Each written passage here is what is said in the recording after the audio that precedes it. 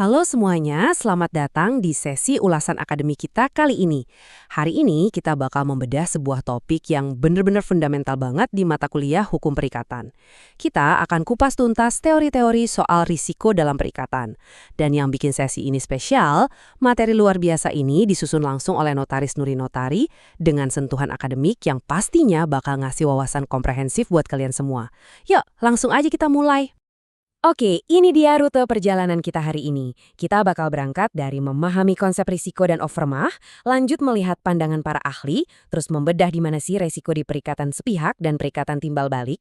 Habis itu kita bahas hubungan risiko dengan keadaan memaksa, dan pastinya ditutup dengan referensi pustaka plus satu pertanyaan kritis buat kalian. Kita masuk ke bagian pertama, konsep risiko dan overmah.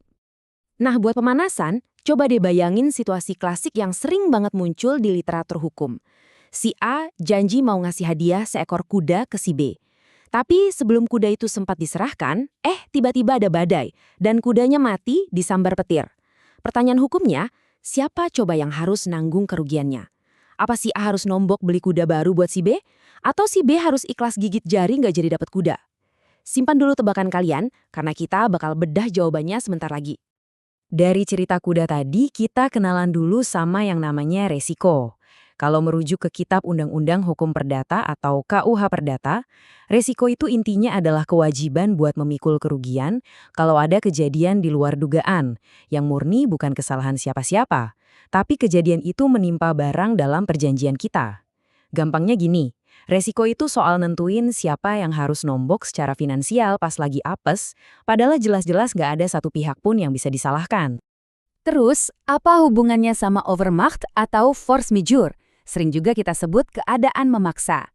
Nah, overmacht ini adalah kejadian apesnya itu sendiri. Kejadian di luar kendali yang bikin si pihak yang berutang nggak bisa nepatin janjinya tanpa ada niat buruk sedikit pun. Kayak kuda yang disambar petir tadi. Atau misalnya bencana alam kayak banjir atau gempa bumi. Jadi bedanya overmacht itu peristiwa alamiahnya. Sedangkan risiko itu analisis soal siapa yang bayar tagihannya akibat peristiwa tersebut.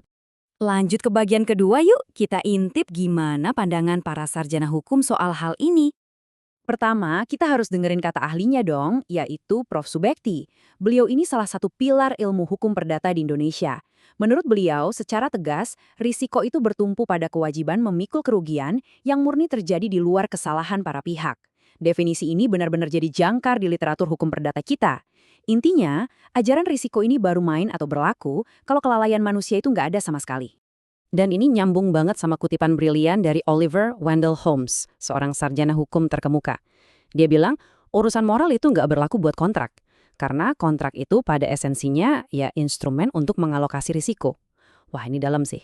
Artinya, dalam hukum perikatan, kita tuh nggak lagi sibuk nyari siapa yang jahat atau siapa yang salah. Hukum lebih fokus ke hal yang pragmatis. Gimana caranya membagi beban kerugian secara adil dan logis saat hal yang nggak terduga benar-benar kejadian. Oke, sekarang kita terapkan di bagian ketiga, risiko pada perikatan sepihak. Perikatan sepihak itu apa sih? Gampangnya, ini persetujuan di mana yang punya kewajiban untuk berprestasi itu cuma satu pihak aja.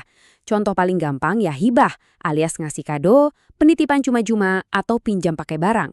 Ingat cerita kuda kita di awal tadi? Nah, itu contoh sempurna dari perikatan sepihak. Cuma si A yang wajib menyerahkan kuda, sementara si B posisinya cuma nerima hak tanpa punya kewajiban balasan apa-apa. Terus, gimana hukum ngaturnya? Coba kita lihat pasal 1237 KUH Perdata.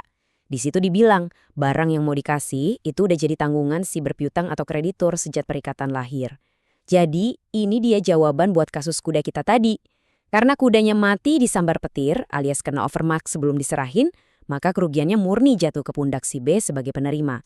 Si A, ya dia bebas tugas, nggak perlu pusing-pusing nyari kuda pengganti. Kasihan sih si B, tapi ya memang begitu hukumnya. Masuk ke bagian keempat, kita bahas risiko pada perikatan timbal balik. Di sini ceritanya bakal jauh lebih kompleks. Kalau tadi kan sepihak, sekarang timbal balik. Di perikatan timbal balik, kedua belah pihak itu sama-sama punya hak dan kewajiban. Ada take and give-nya. Contoh klasiknya ya perjanjian jual-beli, sewa-menyewa, atau tukar-menukar barang. Karena dua-duanya punya tugas untuk berprestasi, pertanyaannya jadi rumit nih. Kalau tiba-tiba ada force majeure, siapa yang nanggung risikonya sekarang? Hal yang benar-benar menarik di sini adalah kontras yang tajam antara perlakuan hukum terhadap dua jenis perikatan tadi.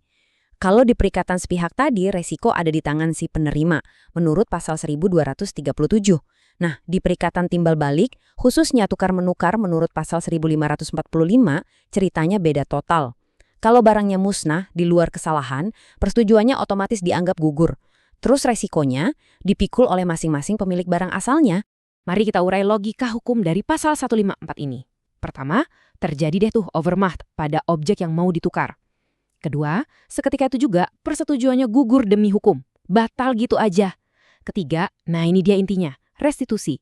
Kalau misalnya udah ada barang yang terlanjur diserahin, barang itu berhak banget dituntut buat dibalikin.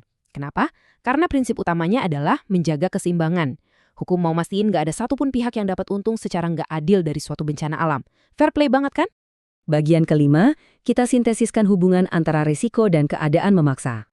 Kalau kita ibaratkan ketukan palu hakim yang merepresentasikan otoritas penegakan keadilan, hukum itu ngerumusin overmacht dan resiko layaknya dua sisi mata uang. Ingat ya, overmacht itu pemicunya, fakta bahwa ada kejadian luar biasa yang terjadi.